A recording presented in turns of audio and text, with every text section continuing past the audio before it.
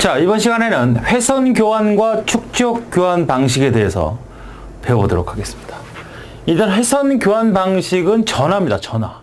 우리가 컴퓨터가 나타나기 전에 전화를 썼죠. 그 전화를 걸 때 중간 경유지, 회선 경유지가 바로 교환기고, 그것이 전화로 사용이 될 때는 전화 교환 회선이다, 이렇게 얘기하거든요. 자, 이렇게 생각을 해봅시다. 일단 두 가지를 정확히 구분해야 되는데, 자, 회선 교환이 있습니다. 회선 교환. 그 다음에 축적 교환을 이렇게 축적 교환. 자, 여기가 중간에 이제 교환기가 있다고 생각을 해보죠. 교환기, 교환기, 교환기 이렇게 있어요. 그 다음에 여기 교환기. 이렇게. 여기는 이제 컴퓨터가 이렇게 연결되어 있다고 하고, 뭐 여러 개 연결되어 있을 수 있죠. 이렇게. 여기도 이렇게 연결되어 있고, 이렇게 연결되어 있다고 합시다. 이제 이게 교환기예요. 이 교환기가 이제 4개뿐이 있는 건 아니고, 여러 개가 있겠죠. 몇억 개가 있겠죠. 그러면 이 교환회로는 이쪽 컴퓨터에서 이쪽으로 데이터를 보낼 때 어떻게 생겨먹느냐, 이 안을 보면 이렇게 회로 모양으로 되어 있어요. 이렇게 회로. 이렇게. 그래서 여기가 바로 교차점이라고 그래요. 교차점. 그래서 들어오면 여기만 연결해주면 나가는 거죠. 그러니까 우리 일반 전화를 걸었을 때 전화번호를 누르잖아요. 그러니까 여기서 전화를 이쪽에다 거는 거예요. 그러면 연결되어 있을 거 아닙니까? 이런 컴퓨터들이 연결되어 있을 거 아니야. 그러면 그 연결된 회로를 통해서 데이터를 보내는 겁니다. 이렇게 생겨서 이걸 우리는 회선 교환이다. 그러니까 회로로 연결한 교환 방법이다. 이렇게 보시면 되겠고, 축적 교환은 좀 다르죠. 그림을 다시 한번 그리겠습니다. 여기가 있고, 교환기가 있고, 교환기가 있고, 교환기가 있습니다. 이렇게 컴퓨터들이 이렇게 연결되어 있다고 합시다.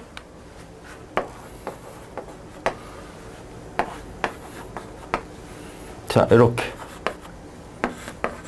자, 그런데 얘는 어떻게 연결되어 있는 거냐면, 이런 모양이라면 얘는 이렇게 생겼어요. 이렇게. 뭐야?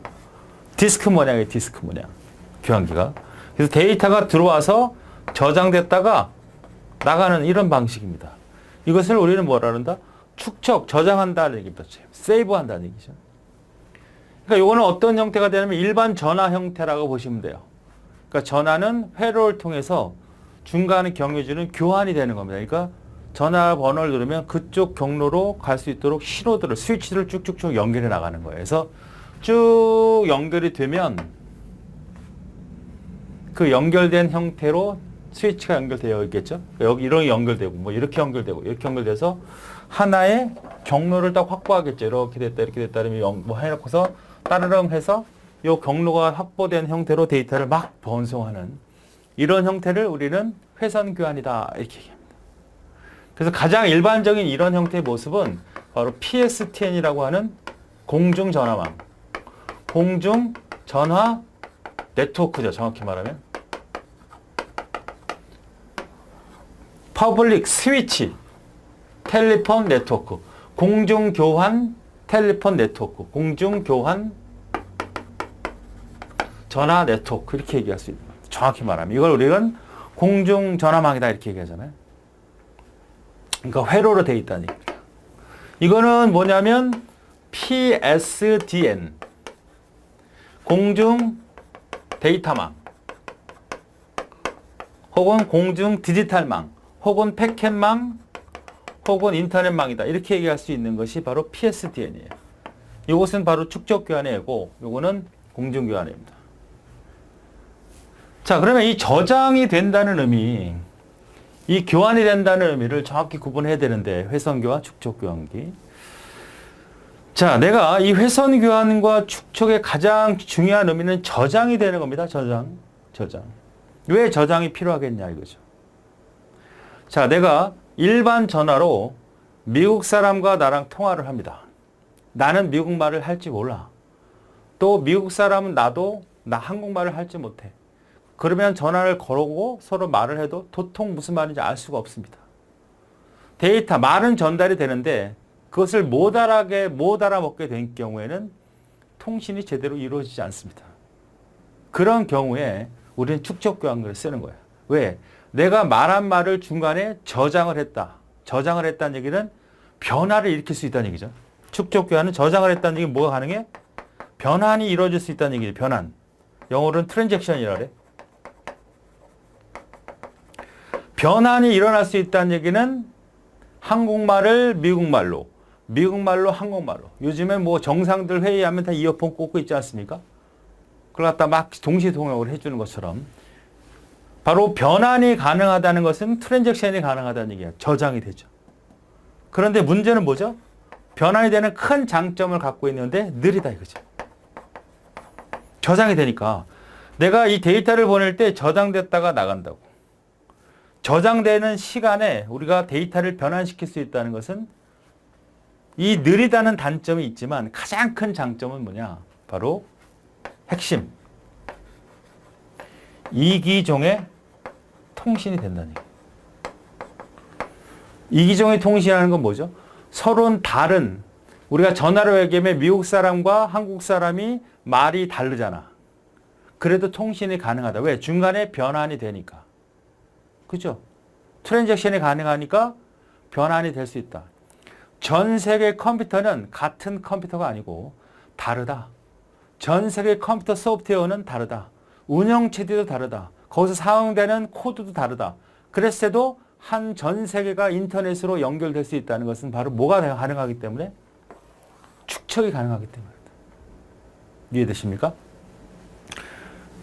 전 세계 컴퓨터가 하나의 인터넷이란 네트워크 체계에서 묶여 있는 상태는 뭐가 되는 거예요?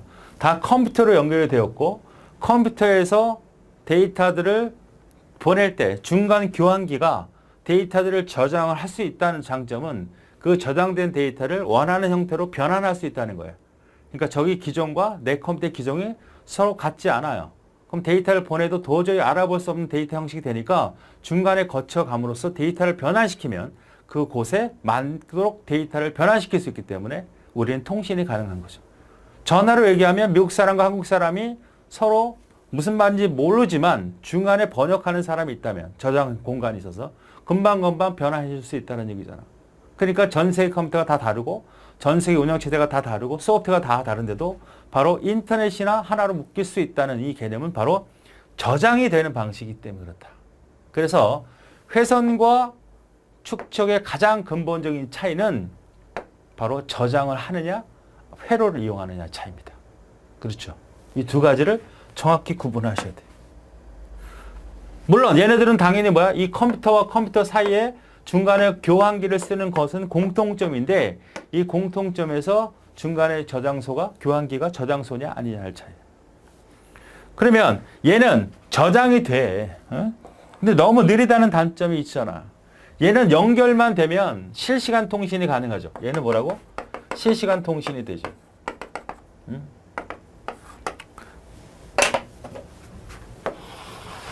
구분을 하죠. 여기는 어떻게 된다? 절대 실시간 통신이 안 돼요. 선생님 인터넷에서 실시간 게임 같은 거 하는데요. 맞습니다. 그런데 실시간 게임이 아니라 실시간처럼 하는 게임이지. 실시간 게임은 안 돼. 실시간처럼 워낙 기술이 좋아서 느리다는 단점을 보완을 한 게 뭐냐면 바로 데이터를 패켓화 시킨 겁니다. 패켓화하는 것은 데이터를 한꺼번에 보내는 게 아니고 조각을 내서 보내는 거죠. 원래는 축적 교환 방식은 두 가지 방식이 있어요. 하나는 메시지, 전체를 다 보내느냐 아니면 패켓을 잘라서 보내느냐.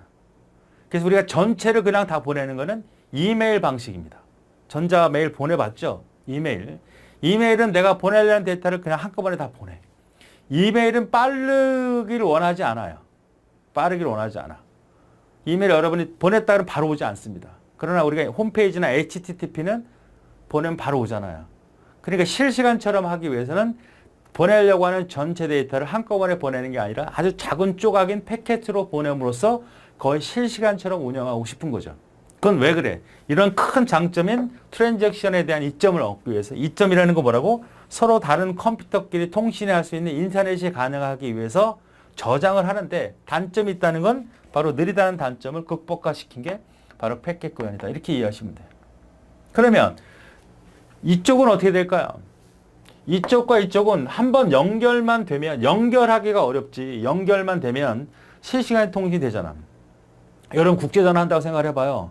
연결해야 돼. 그러니까 얘하고는 서로 송수신 상태가 되어 있어야 돼. 일반 전화로 생각하시면 됩니다. 일반 전화로. 전화를 할 때 상대편이 받을 준비가 되어 있어야 되지. 암만 따르릉 울려도 얘가 받지 않으면 어떻게 돼? 받지 않으면 통신이 안 돼. 그러나 얘는 어떻게 됩니까? 안 받아도 돼. 내가 이메일을 열어놓고 기다릴 필요 없잖아. 저장되잖아. 내 이메일 함에. 그럼 갖다 열어보면 돼. 그러니까 얘는 반드시 송신 측과 수신 측에서 동시에 운영 상태가 돼야 된다. 얘는 그럴 필요가 없다. 자, 두 가지를 잘 구분하셔야 돼요. 얘는 실시간 통신이 되지. 연결만 하면 연결하기가 어렵지. 연결하면 바로 전화로 연결하면 바로 실시간 통신 되는 거잖아요. 이걸로 만약에 인터넷 전화를 한다 그러면 느려. 우리가 화상 채팅을 하거나 인터넷 채팅을 한다는 것은 실시간이 아닙니다. 실시간처럼 느껴질 뿐입니다. 조금의 차이가 있습니다. 조금의 차이가 있어. 실시간이 아니에요. 아시겠습니까? 절대. 그리고 얘는 연결해 놓고선 이 통신선을 완전히 독점하기 때문에 통신 비용이 비싸겠죠. 내가 전화를 하는데 여보세요, 내가 잠깐만 죄송합니다. 이 선 좀 쓰고 갈게. 이렇게 못하죠. 내가 연결을 하면 이건 완전히 전용선의 효과가 되는 거죠. 교환으로 연결해서 완전히 이건 독점이 되는 거니까 이것은 시간, 사용에 비례해서 비용을 내야 돼. 그러나 이 축적 교환이라는 것은 이 통신선이라고 하는 것은 어떤 놈도 데이터를 같이 보낼 수가 있어요. 데이터라는 건 길이가 유한적이지 않잖아요.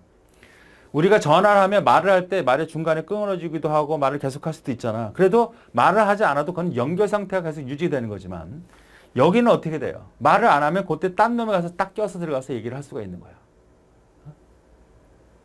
통신선에 있으면 내가 데이터를 보내면 데이터의 길이가 무한적인 건 아니잖아. 데이터 이만큼 우리가 플레임화 시켜서 패켓화 시켜서 데이터를 보내면 그 데이터를 보내는 조각이 연속적이 않다면 중간에 쉬는 시간들이 있죠. 그 다른 데이터들이 들어오기 때문에 공통으로 사용할 수 있어 비용이 저렴해. 아시겠습니까? 이 두 가지를 정확히 구분하자. 자, 책 있는 내용을 볼까요? 회선교와 축적교환. 그림도 이렇게 그렸습니다.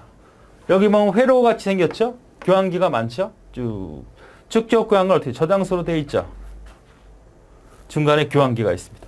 여기 보면은 이렇게 선을 연결해서 이거 독점되는 거죠. 연결만 하게. 연결 딱 해야지. 전화를 걸어서 링크 확보를 해야죠. 호 성립을 해야죠.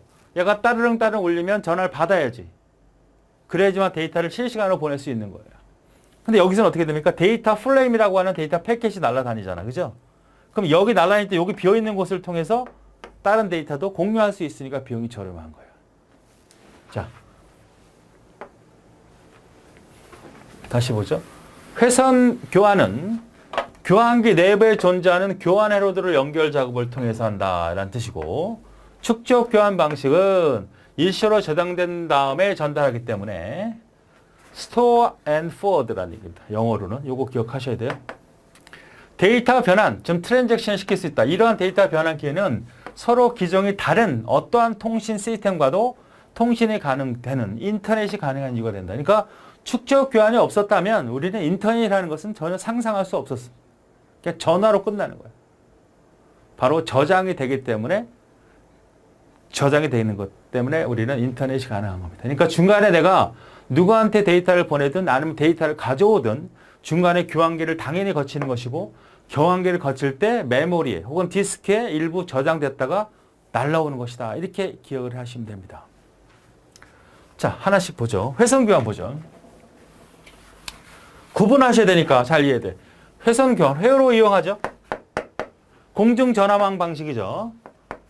트랜잭션이 가능하다 안 하다? 아니다. 회선교환에 대한 설명이다. 트랜잭션이 가능하냐? 아니야. 이거는 전화니까 변환이 안 돼. 회로만 연결되는 거야. 선으로만 연결되는 거라고. 서로 이전에 통신이 될 수가 없어. 이쪽 컴퓨터하고 이쪽 컴퓨터, 이쪽 전화기하고 이쪽 전화. 여기 미국 놈이 여기 한국 놈이면 서로 통신이 안 돼. 같은 기종, 같은 상태가 된다. 경로 확보가 필요하다. 뭐야? 전화를 걸어서 상대편한테 수화기를 들게 해야 된다는 얘기입니다. 그러나 우리는 이메일은 그렇지 않죠. 이메일은 그냥 보내면 알아서 열어보겠지. 호출자와 피처 동시 운영 상태. 내가 전화를 하면 얘가 받을 준비가 있어야 돼. 받을 준비가 없으면 전화 통신 안만 해도 못하지. 전화만 걸어도 안 받으면 통화 못하는 거잖아. 전파 지연이 짧아. 데이터 속도가 빠르다. 전파 지연이라는 거는 전파 지연은 뭘 말하는 거다? 전파 지연은 여기서부터 여기까지 가는 시간을 말해. 하나의 노드에서 하나의 노드. 여기도 마찬가지가 될 수 있고 여기도 마찬가지가 되고 여기도 마찬가지고 여기도 마찬가지. 그러니까 하나의 노드, 컴퓨터나 컴퓨터 아니면 컴퓨터와 교환기 아니면 교환기와 교환기 요 사이에서 데이터를 보내는 시간. 이것이 가장 짧은 게 바로 회선 교환입니다. 그러니까 전파 지연 시간이 가장 짧기 때문에 여기서 여기로 가는 속도가 가장 빠르다. 그래서 실시간의 통신이 가능한 거죠. 연결만 되면 실시간 연결, 즉 무슨 작업? 호성립. 동시 운영 상태가 되는 상태에서 연결이 가능하면 연결만 되면 실시간이란 말이죠. 그러니까 대량의 데이터. 자, 연결이 되니까 이제는 이거는 얘가 독점되는 거 아닙니까? 독점. 그러니까 다 데이터를 다 보내도 되고 뭐 쉬어서 보내도 대부분 그걸 꽉 차게 보내는 형태 아니에요. 대량의 데이터. 속도가 항상 일정한 고정 대역폭이다. 고정 대역폭이란 대역폭이라는 건 주파수고 주파수는 결국 속도를 말하는 거니까 대역폭이 크다는 건 속도가 크다는 얘기야. 아시겠죠? 그럼 고정 대역폭이라는 건 속도가 동일하다는 뜻입니다. 그러니까 일정한 속도다. 이해. 고정 대역폭이다. 시험 문제에서 회선 교환 방식에 대한 설명이다. 가변 대역폭을 쓴다. 우리가 전화를 할 때 전화 소리가 느려지거나 빨라지거나 하나? 그렇지 않습니다. 일반 전화는 그냥 실시간이에요. 그러나 인터넷 전화라든지 화상 채팅 같은 걸 하다 보면 느려질 때도 있고 빨라질 때도 있다는 건 바로 인터넷이라는 가변 대역폭을 쓰기 때문에 그래요. 전송에 필요한 시간을 고려해서 가장 긴 방식이다. 굉장히 헷갈리죠? 이거랑 어디 갔어? 요거랑 구분을 잘 하셔야 돼. 연결만 되면야. 연결만 되면 실시간 통신이지. 근데 연결할 때까지 시간이 걸려요. 이것은 연결을 그냥 보내면 끝이야. 연결이 됐든 안 됐든 보내. 자, 만약에 여기가 폭주라는 거 있죠. 전화 폭주. 뭐 명절날이나 뭐 크리스마스 날 연말 되면 전화 폭주한다 그러죠. 요즘엔 그런 걸 많이 안 하죠. 인터넷이라는 기술이 있으니까 뭐 카톡 같은 걸 다 하잖아. 옛날에는 그런 기술이 없었을 때 전화를 막 한다고 그러면 폭주가 되면 내가 100명이 전화할 수 있는 그 선이 다 써버린 거야. 그러니까 전화가 안 돼. 연결이 안 되니까 말을 할 수가 없잖아. 그러나 인터넷 전화라는 것은 어떻게 저장이 되니까 다 가. 열어보면 되는 거라고. 아시겠습니까? 그러니까 이건 뭐다? 연결할 때까지 걸리는 시간. 즉 호성립이나 운영 상태 이것이 성립되어 있지 않으면 말을 할 수가 없으니까 그것까지 포함했을 때의 시간. 가장 긴 방식이다. 헷갈리시면 안 돼요. 여기서 여기까지 가는 건 가장 빨라. 그러나 전화를 걸어서 이 친구가 전화를 받고 따르릉 소리까지 다 합해서 봤을 때는 가장 긴 방식일 수 있다는 얘기입니다. 단말기 상태, 다르면 통신이 불가능하다고 했죠. 서로 이기적 통신이 안 돼. 왜? 얘는 저장이 되는 방식이 아니야. 변환이 될 수가 없어. 그러니까 같은 기종, 같은 통신, 같은 소프트웨어끼리만 통신이 된다. 독점함으로 이 통신을 한 번만 연결을 하면 그 다음부터는 아무도 쓸 수 없어. 자기네들이 끊어내기 전까지는 완전히 전세를 내는 거니까 돈이 비싸다. 동일한 물리적 경로를 따른다. 얘는 어떻게 돼? 일로 갈 수도 있고 일로 갈 수도 있어. 왜? 보낼 수 있는 게 여러 개의 데이터로 나눌 수 있거든요. 엽서로 나눌 수 있잖아. 패켓화 시킬 수 있으면 여러 개, 하나의 데이터를 보내는 게 아니라 한 번 보낼 때 100개, 200개로 나눌 수가 있고 그 데이터 조각을 패켓이라고 하고 패켓은 이쪽, 저쪽 흩어져서 갈 수 있기 때문에 속도가 향상되는 겁니다. 그러니까 이쪽 갈로만 가는 게 아니라 일로 갈 수도 있고 절로 갈 수도 있고 빡쭉 저쪽 갈 수 있다. 회선, 교환, 축적과 비교해봐야죠. 자, 이제 축적입니다. 기억 장소를 사용하는 거 맞죠? PSDN 맞죠? 인터넷망. 변환이 가능하니까 뭐가 가능해? 이기종의 통신이 가능하고 인터넷이 가능하다. 자, 경로가 필요 없다는 얘기입니다. 그냥 알아서 가. 이렇게 확보할 필요가 없어. 이 회선 교환은 바로 목적지까지 연결할 회로 연결이 필요하다고요. 그 회로를 연결하지 않으면 말을 할 수가 없으니까 연결시키는 작업을 해야 돼. 시도가 안 되면 계속 시도해야죠. 신호음, 띠용띠용띠용 통화음 소리 나면 연결 안 되는 거 아닙니까? 그죠? 근데 얘는 어떻게 돼? 보내. 언젠간 가. 이런 연결과 확립할 필요가 없다는 거죠. 그냥 데이터니까 안 가면 기다리고 있다가 여기가 폭주가 됐어요. 얘는 폭주. 그럼 여기로 갈 수가 없잖아. 근데 얘는 폭주가 됐어. 중간에 저장소 있잖아. 보관하고 있으면 되지. 거기 보관하면 돼. 동시에 운영 상태가 있지 않아도 되죠. 이메일이야, 이메일. 그러니까 얘는 뭐로 생각하면 돼? 전화. 얘는 뭐? 이메일로 생각하면 잘 이해가 될 겁니다. 속도가 느릴 수밖에 없죠. 저장이 되니까. 저장이 돼서 변화를 하고 싶으니까 느리죠. 그래서 실시간 통신이 안 된다. 매우 중요합니다. 그래서 인터넷은 실시간 통신이 아닌 실시간 게임 하는데 인터넷은 게임은 실시간처럼 할 뿐이다. 처럼 할 뿐이다. 실시간을 안다 그러면 안 돼. 소량의 데이터. 우리가 인터넷을 쓰는 것은 워낙 느리기 때문에 대량의 데이터를 보냈을 경우 이메일 같은 경우는 모르도록 굉장히 느리다고 보시면 됩니다. 가변 대역폭. 속도가 빨라지거나 느려지거나. 코드 속도와 다른 단말기의 통신이 가능하지. 이기종의 통신. 서로 다른 프로토콜을 쓰는 통신. 저쪽 기기와 이쪽 기기, 저쪽 소프트웨어, 이쪽 소프트웨어, 이쪽 운영체제와 저쪽 운영체제, 거기서 쓰는 프로그램, 코드, 암호화 이런 것들이 다 달라도 왜 가능해? 변환이 되니까. 이 변환 때문에. 통신 회선을 공유함으로 비용이 작죠. 이 하나의 선을 곡점하는 게 아니라 이쪽으로 갈 수도 있고 이쪽으로 갈 수도 있고 이쪽으로 갈 수도 있는 상태니까 그만큼 비용이 저렴하다. 동일한 물리적 경로를 따른다. 이건 틀린 말이죠. 이건 틀린 말이에요. 이거는 회선 교환 얘기죠. 이런 책에는 없을 거예요. 데이터 전송량의 폭주하는 혼란을 피할 수 있다. 그렇죠. 폭주를 해도 다른 곳으로 빠져나갑니다. 이쪽이 막 폭주가 됐어. 일로 갈 수 없으면 우회해서 갈 수 있습니다. 왜? 변환이 되고 경로를 다른 교로 갈 수 있단 말이야. 이거는 아예 뭐야? 폭주가 되면 연결이 안 돼. 같은 내용의 메시지를 여러 곳에서 저장할 수 있죠. 복사할 수 있죠. 저장이 되니까 언제든지 뭐가 가능하다? 트랜잭션이 가능하다. 복사해서 한꺼번에 데이터를 보낼 수가 있습니다. 우리가 이메일을 보낼 때 한 곳에 다 보낼 수 있잖아. 100군데, 200군데 한꺼번에 보낼 수 있잖아. 데이터 손실을 막기 위해서 부가적인 내용, 번호, 날짜, 시간 등을 추가할 수 있다는 거죠. 우리 이메일을 생각해 보면 여러 가지 형태로 그림도, 여러 가지 내용도, 어떤 특별한 어떤 사람의 전화번호도 여러 가지 형태로 변할 수 있는 거죠. 저장되는 방식은 결국 컴퓨터를 이용한다는 얘기니까. 자, 이 두 가지를 일단 기초적으로 구분을 하셔야 됩니다. 자, 문제를 보죠. 회선 교환에 대한 설명으로 옳지 않은 것은 뭐냐? 이렇게 물어봤어요. 첫 번째, 전파 지형이 가장 짧다. 맞죠? 여기서 가장 짧다. 트랜잭션 유형의 변화에 가장 유리하다. 그렇죠? 이건 뭐야? 이건 축적 교환적이네.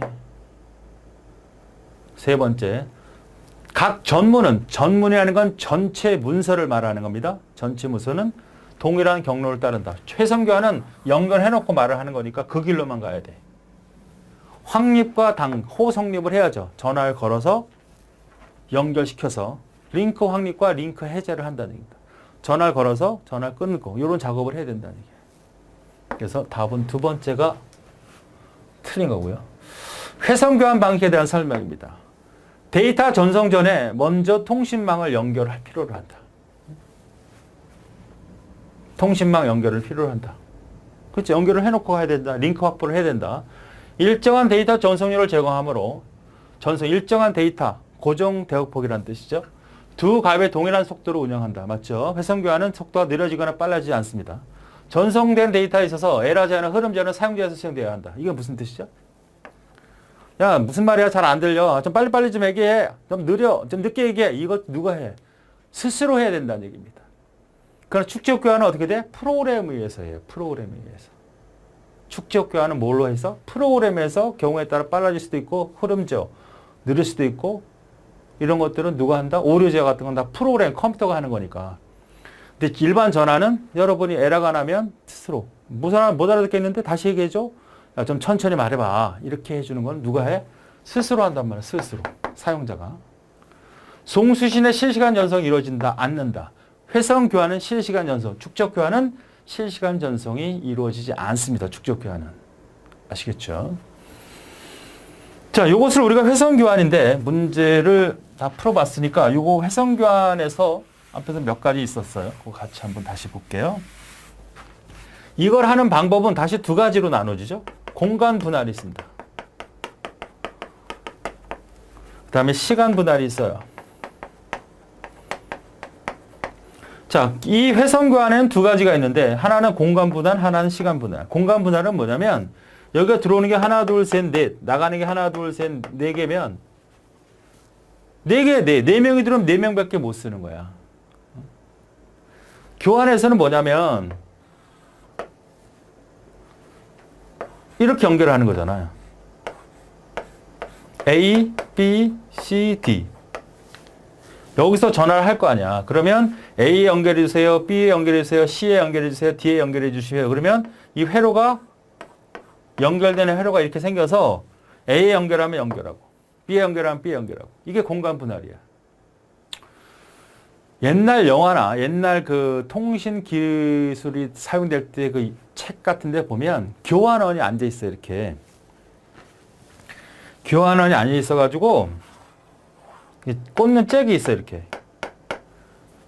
누구 바꿔드리려고요? 아, 그럼 쿡 꽂아. 누구요? 101호 손님이요? 쿡 꽂아. 전화선. 여러분이 회사 다녀도 아, 김 과장 바꿔달라고요? 축 척신이 절로 연결시켜주잖아. 이게 교환기예요. 그러면 100명이 사용이 되면 100명만 딱 쓸 수 있는 거야.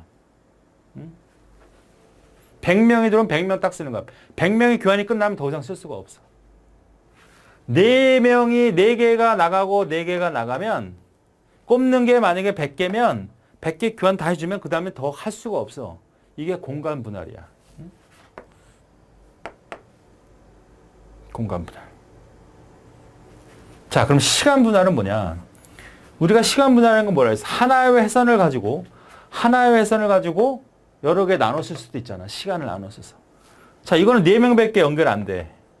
이거는 100명밖에 연결 안 돼. 좀 늘리고 싶어. 내가 꼽는 게 4개밖에 안 돼. 교환원이 누구 연결해줘? A.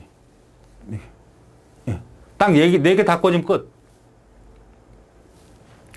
그런데 이렇게 한다는 거는 뭐냐면 하나의 군형을 가지고 딱짝 묶어가지고 따닥따닥 하면서 두 사람을 통신시킬 수 있어. 이거 하나 가지고 여러 사람을 연결하면 하나, 둘, 셋, 넷, 5 연결을 하면 시간 분할로 이걸 빠르게 가져가면 5사람 연결할 수 있잖아. 그러니까 더 많은 사람의 교환을 시키기 위해 사용되는 게 시간 분할이고 거기에 사용되는 것 중에 TDM 버스 교환, 시간 슬롯 상호 교환, 시간 다중화. 이 세 가지가 있는데 이것은 거의 유사하기 때문에 하나하나 세부적으로 구분할 필요는 없어요. 무슨 얘기냐면 이 하나의 선을 가지고 하나, 둘, 셋, 넷, 5사람을 시간차를 둬서 우리가 시간 분할이라는 거는 운영체에서도 배웠고 우리가 그 시간 분할이라는 건 통신 쪽에서도 배웠잖아. 그죠? 시간 분할, 시험 쉐어링, 타임 디비전, 다중화에서 배웠잖아. 그런 것처럼 하나의 고속선로를 가지고 여러 개 단말기를 시간차를 다 돌리면 5사람의 하나의 교환 회로를 가지고 사용할 수 있을 거 아닙니까? 그걸 TDM 버스 교환이라고 하는 거야. 타임 디비전 멀티플렉서 다중화기.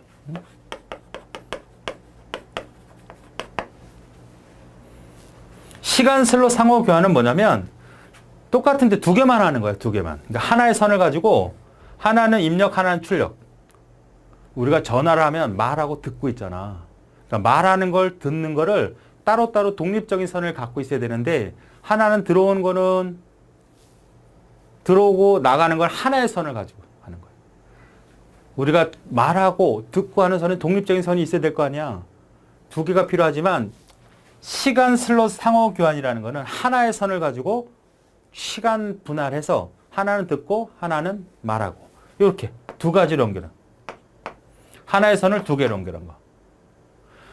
우리가 그 벽에 일반 유선 전화를 보면 한번 꽂아 보셨는지 모르지만 일반 유선 전화 보면 이렇게 군역이 4개잖아요, 원래.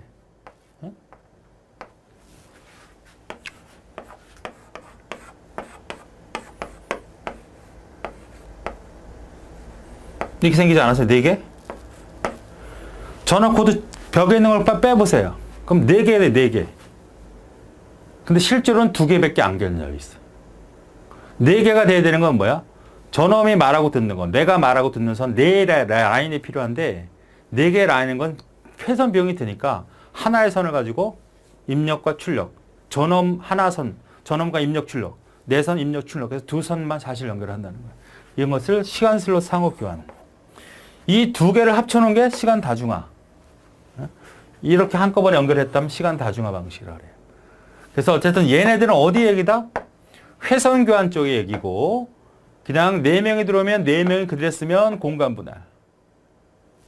시간 분할은 이렇게 3가지 종류가 있다 정도만 기억을 해 두시면 되겠습니다. 자, 그래서 이 문제까지 설명을 드렸습니다.